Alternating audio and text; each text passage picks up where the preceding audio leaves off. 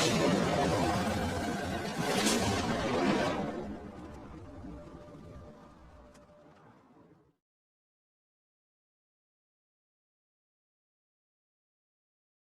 बार की बात है, किसी गांव में एक किसान अपनी पत्नी के साथ रहता था।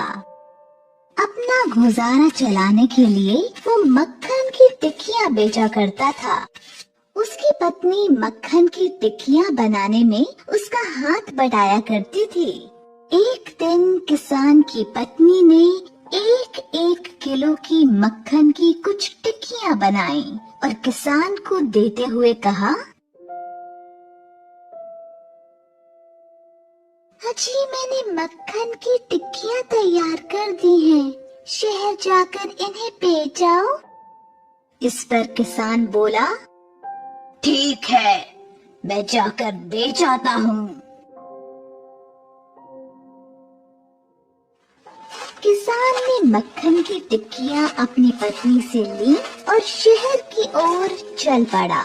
वो इन मक्खन की टिक्कियों को एक परचून की दुकान पर बेचता और जो पैसे मिलते थे उनसे उसी दुकान से घर के लिए कुछ सामान खरीदता था। दोनों के बीच काम यूं ही चलता रहा। एक दिन मक्खन की टिक्कियों को फ्रिज में रखते हुए दुकानदार ने सोचा, क्यों ना फ्रिज में रखने से पहले मक्खन की हर टिकिया को तोल कर देख लूं। जब दुकानदार ने टिक्कियों को तोला तो वो हैरान रह गया। हर एक टिकिया 1 किलो की नहीं बल्कि 900 ग्राम की थी, यानी हर टिकिया का वजन 100 ग्राम कम था। उसे किसान पर बहुत गुस्सा आया। बेईमान, धोखेबाज, मैं उसे नहीं छोड़ूंगा। अगले हफ्ते किसान फिर से उसकी दुकान पर मक्खन बेचने गया। खबरदार जो मेरी दुकान में कदम रखा, धोखेबाज, मैं किसी झूठे और मक्कार इंसान के साथ कोई लेन देन नहीं करना चाहता। जो मक्खन की टिक्कियां तुम मुझे बेच कर गए थे वो 1 किलो की नहीं बल्कि 900 ग्राम की थी, 100 ग्राम कम। बेईमान कहेंगे।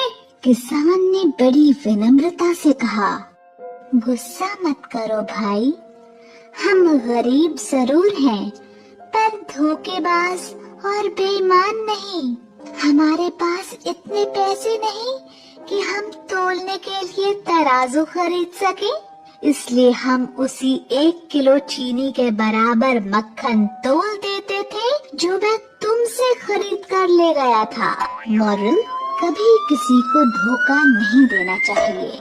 जैसे आप बोगे वैसा काटोगे, इसलिए अच्छे बनो और सबके साथ